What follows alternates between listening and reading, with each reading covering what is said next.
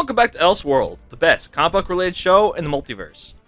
I'm here to bring you my review of Venom: Let There Be Carnage, the newest Sony film associated with Marvel that brings Tom Hardy back as Venom and Eddie Brock as they face their ultimate nemesis, Carnage, played by Woody Harrelson. This time Andy Serkis is the director. And how does this compare to the first one? Is it better? Is it worse? Well, let's get right into it. First of all, Tom Hardy. Just like the first film, he nails the character, both Eddie and Venom. He does the voice of Venom. He's funny, he's over the top, he's goofy, but he brings that grit and twisted sense of humor that fits the character of Venom so well. While at the same time, he plays this nice, somewhat selfish, but still with a heart of gold, Eddie Brock, and the two clash, the two get along, and all sides of that, Tom Hardy continues to nail, just like he did in the first one. So, if you're going in hoping for more of Tom Hardy doing his thing, you're going to love it just for that. Now, those who might not have liked how comedic Venom was in the first film, you might be a little disappointed with this one. I personally enjoyed it. This one doubles down on the comedy. And this one is all about that odd couple relationship. You know, you got Eddie, who doesn't want to be biting off heads, and you got Venom, who definitely does. And so they're constantly clashing throughout this film. And it kind of reaches this point where they kind of break up, if you will, without really spoiling it. And it's hilarious to see these two actually fight each other, both mentally and physically. it got me laughing pretty good. They're like the cutest little couple who, when they fight, you can't really be like sad for them or be like, oh, that's a shame. No, you're just laughing because you're clearly just being little children about it. But luckily, the comedy isn't too much because I feel like it has a proper balance between the darker, more sinister elements with the villain and with some of the Venom elements that it doesn't feel like the whole movie's a comedy. There's a solid balance to it in my eyes. Like, this movie's only an hour and 40 minutes, I believe, if you include the credits. And yeah, it's fast. I'll just put it that way. Like, the first 10 minutes, that's like the slowest part of the movie is the first 10 minutes. And after that, it's just go, go, go, go, go, go, go, go, go, go, go, go. It never slows down. And, well, I can understand someone saying they would prefer a slower pace to, like, help build up the characters a bit more. I felt like this nailed a solid middle ground of, hey, you already know who Venom is, now you know who Carnage is, let's get going. And speaking of Carnage, Woody Harrelson, oh my god. This was everything that I wanted, and more. Whether he's Cletus Cassidy or the Carnage symbiote, Woody Harrelson is perfect in this role. The moment he was revealed to be Cletus Cassidy, I knew this was going to be a top-tier villain, and he is.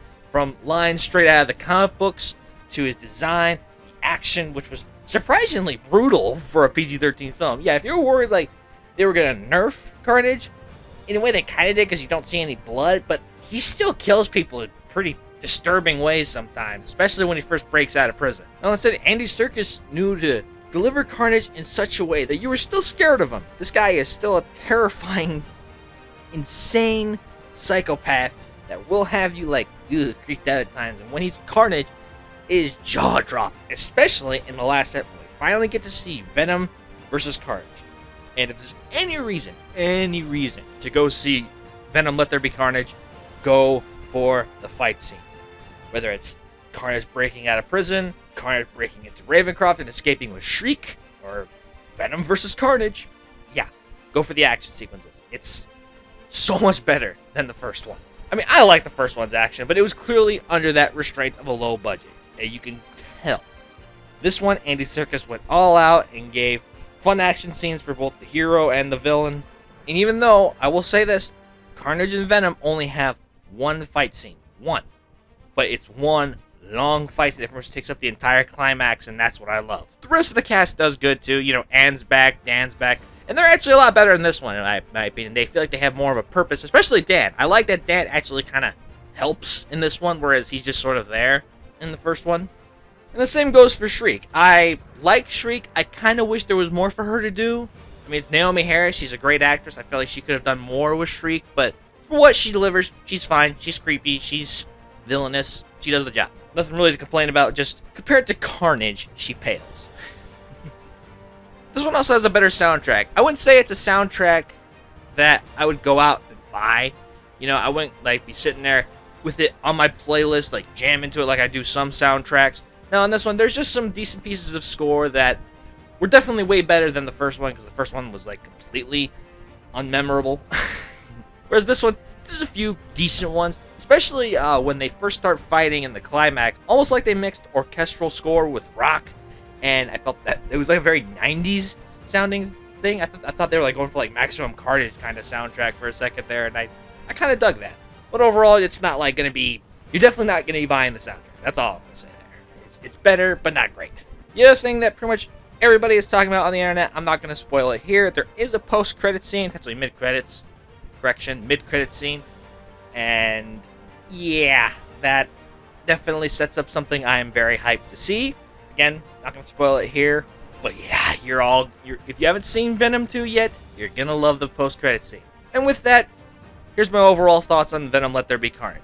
It is a fun, violent, ridiculous, absurd ride. It's not going for anything kind of Oscar-worthy. It's not trying to be the next Avengers Endgame. It's just meant to be this badass matchup between Venom and Carnage, along with some drama between Eddie and Venom. It's short, it's sweet, it's to the point. It delivers, in my opinion. It delivered everything that I wanted and more. It has me excited to see what else they come up with Venom for the future, and it gives me faith in whatever spin-off films that Sony has planned, such as Morbius, Kraven, and all that. I'm going to give Venom Let There Be Carnage a solid 9 out of 10. Though not perfect, it is one that I could see myself rewatching a lot and enjoying, because I love this character, I loved Carnage, and I think it is a much better film than the first one. With that said, what did you all think of Venom Let There Be Carnage? Were you happy with it? Were you disappointed? Let me know in the comments. Please be civil about it. And if you want to stay up to date with what I post, I'll be talking about all things comic book related. You got movies, TV shows, video games. Feel free to subscribe, hit that bell icon so you get notified of any new uploads, and I will see you all next time in the multiverse.